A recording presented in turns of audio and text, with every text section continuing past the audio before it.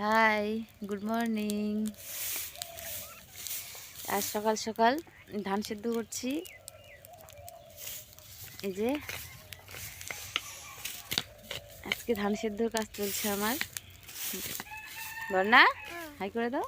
High. মা আর মেয়ে, মা মেয়ে ধান সেদ্ধ করছি। এই যে কিছু ধান সেদ্ধ করেছি, কিছু করছি, আরেকটু আছে।